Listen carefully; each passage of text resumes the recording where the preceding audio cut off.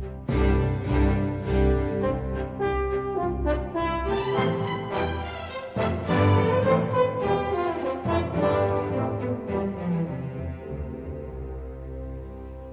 good morning, and I thank the Kyle and the Institute for asking me to come and talk or permitting me to talk about a topic which is of interest to me, and I believe I will make it of interest to you.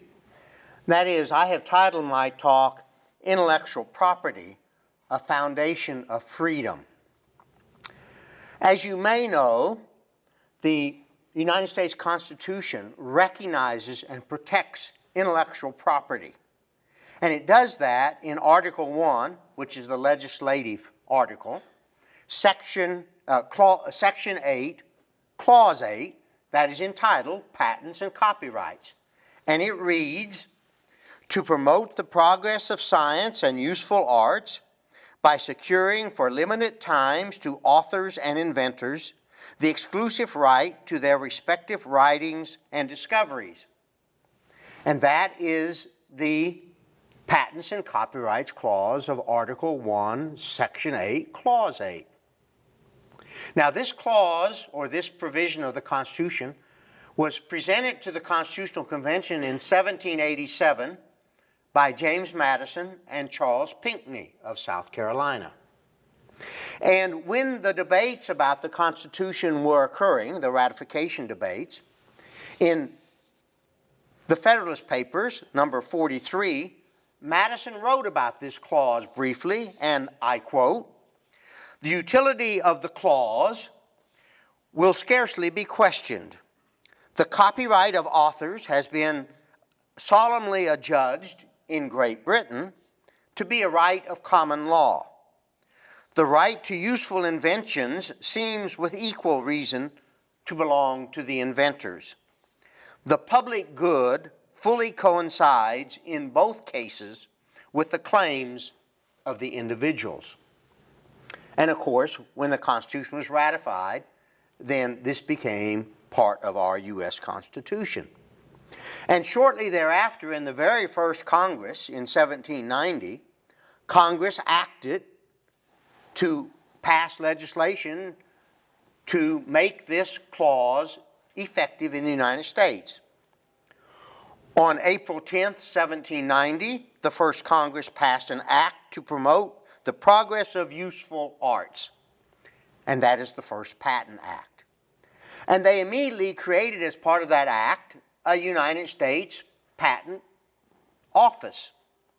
And in the early years, that Patent Office had 3 commissioners: the Secretary of State, who was at that time Thomas Jefferson, the Secretary of War, Henry Knox, and the Attorney General of the United States, Edmund Randolph. And therefore, Thomas Jefferson is the first Patent Commissioner of the United States. Thereafter, Congress has made major revisions of the patent law at various times for various reasons. And major revisions have occurred in 1793, 1836, 1861, 1870, 1952, and in 2011. And the 2011 Act, its provisions for revising the patent laws of the United States, actually go into effect on March 16th of 2013, this year. Of course, since 1790 then, the United States has had a United States Patent and Trademark Office, and that is the USPTO. And the United States also has a specialized court to handle patent disputes or patent litigation, and that is the Court of Appeals for the Federal Circuit.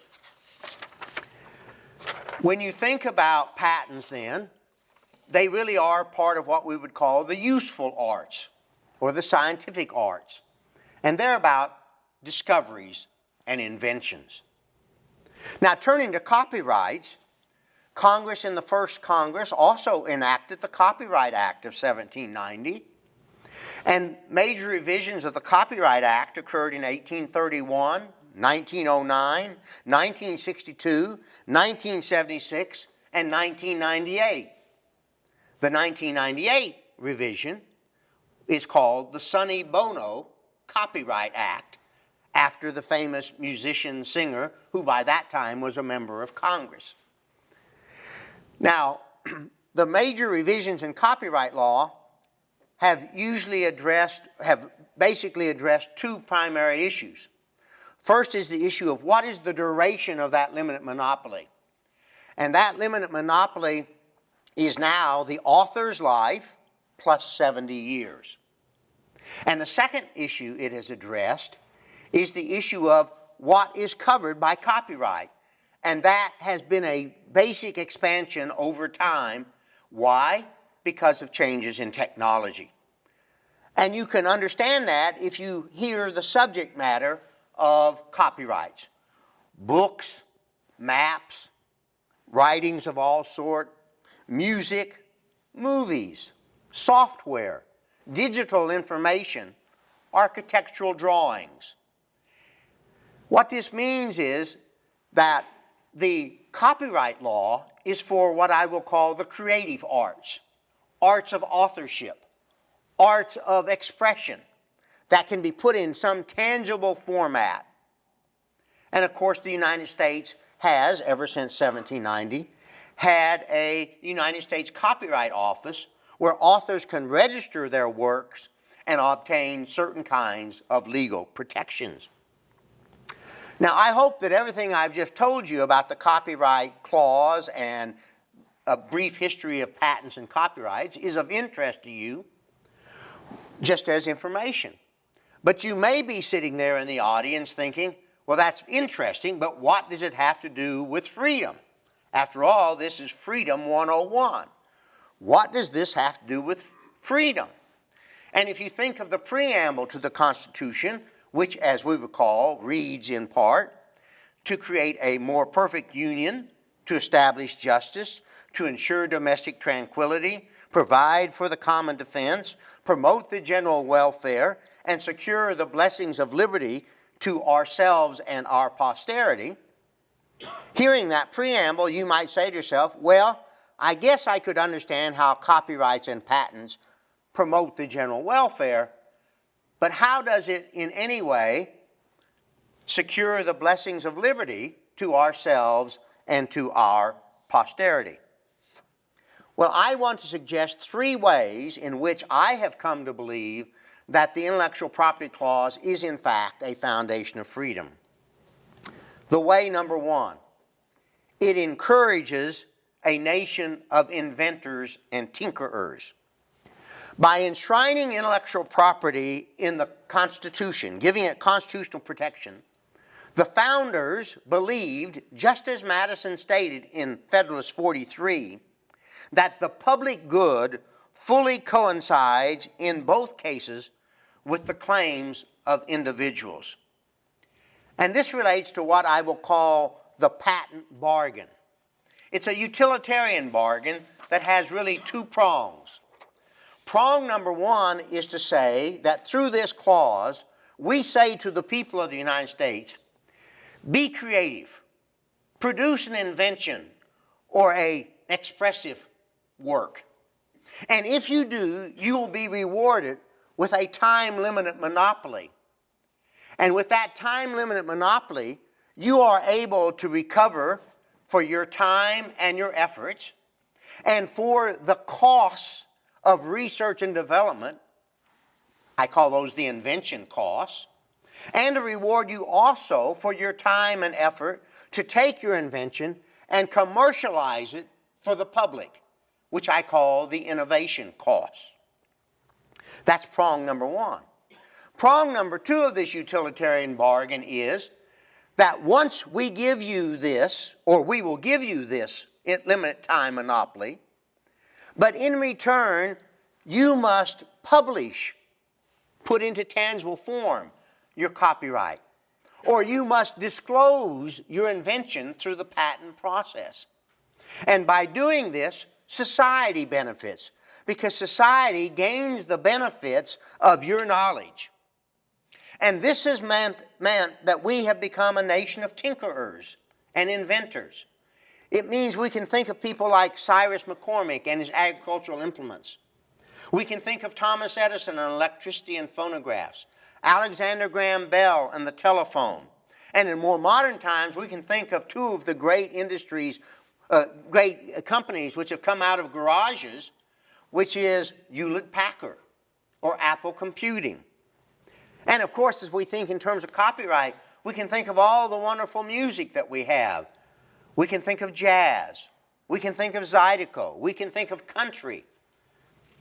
And we can even then think of that wonderful gift that we have in the United States called the Broadway musical by Rodgers and Hammerstein, even one called Oklahoma. All this is protected by copyright law. But we not only made ourselves a nation of tinkerers and inventors, but we invited the world to come and use our intellectual property system so that they could protect their works, only domestically to the United States. But in other words, we opened up our patent and copyright system to the world. And this has encouraged people from around the world to come to the United States and invent and create copyrights. I want to just mention two. I want to mention Jokichi Takamine, a man from Japan, who in 1903 obtained a patent on purified and isolated adrenaline. And this 1903 patent, which was affirmed by the federal courts, is the first chemical pharmaceutical patent in the world. Or more recently than that, we can think of Ananda Mohan Chakrabarty, who in 1978 received a patent for Pseudomonas bacteria, a genetically modified bacteria that was for eating oil spills. And it became the first biotechnology patent affirmed by the United States Supreme Court when they decided the case of Diamond versus Chakrabarty in 1980. Mr. Chakrabarty originates from India. So that's number one. It encourages a nation of tinkerers and inventors. But it also encourages the creation of our free market economic system. By protecting intellectual property, inventors have a property interest. They have a property right they can use to go out and raise the funds and the capital by which they can create a company or put on a play. Or if they don't want to do it themselves, they have a property right that they can license to others to use in their businesses or in any way they see. But despite the fact that you have a property right, remember it is a time-limited monopoly. Once the patent or the copyright expires, the invention or the copyrighted expression becomes public knowledge. It's already been public knowledge. It becomes a public good. It's usable by anyone without cost or charge. And that means that once that monopoly ends, others can use it to enhance their own inventiveness and creativity. And they can use it in ways that would then further enhance the knowledge of society. By being the first nation to recognize intellectual property in chemicals and pharmaceuticals and biotechnology, for example, this has meant that the United States has been and is today a world leader in technology and technology adoption. And not only is that true for our society, but the United States in many ways is a beacon to the world for the development of technology and the adoption of technology. In other words, underpinning this patent bargain that I've described to you is an economic theory that if society promotes legally and economically something, it'll get more of that something. And the more of that something is, in fact, more invention and innovation. Now I want to turn to the third way that this clause promotes the general welfare and secures the blessing of liberty. And that is, I believe it encourages a nation of thinkers and doers. The constitutional protection for intellectual property does not adopt a moral evaluation of the patent or the creative expression. That's left to other laws, regulatory laws. What it does is it says that patent law is neutral about the moral judgments about whether this invention or creativity is needed or wanted, or whether it will be economically successful. Section 8, Clause 8, as implemented in the United States, has been interpreted to adopt a stance of neutrality towards invention and creativity. Now, the patent bargain that I have described, again, as adopted in the United States through the Constitution, regulatory provisions, statutes, and case decisions, I believe affirms a presumption in favor of liberty. The liberty, which I will call the freedom of scientific inquiry and the freedom of human creativity. By affirming the presumption of liberty in favor of invention and innovation, Section 8, Clause 8 provides resiliency to the United States society so that our society can adopt and adapt in the face of whatever the future brings. In other words, we don't make a moral judgment up front because we actually don't know what that patent or creative expression is actually going to turn out to be or mean in the future. And so what this does is it means, in my opinion, that in the United States, we have really encouraged the freedom of scientific inquiry and the freedom of creative expression. Viewed in this light, Section 8, Clause 8 is related, even if the relationship is not made explicit, and even if it is not discussed explicitly as related. I believe it's related to the First Amendment of the United States Constitution, which, of course, as you know, says Congress shall make no law abridging the freedom of speech or of the press or the right of people peacefully to assemble. In other words, even though these clauses are not structurally related and aren't often discussed together, I think Article 1, Section 8, Clause 8, by encouraging the freedom of invention, freedom of scientific inquiry, and human creativity, in many ways is affirming the same values that are found in the First Amendment. So in these three ways that I have just described, I believe that Section 8, Clause 8, does in fact not only promote the general welfare, but does in fact secure the blessings of liberty to ourselves and our posterity in the United States. Freedom 101 is made possible by generous support from the University of Oklahoma Alumni Association. Freedom 101 is a program of the Institute for the American Constitutional Heritage at the University of Oklahoma. For more videos and podcasts, visit freedom.ou.edu.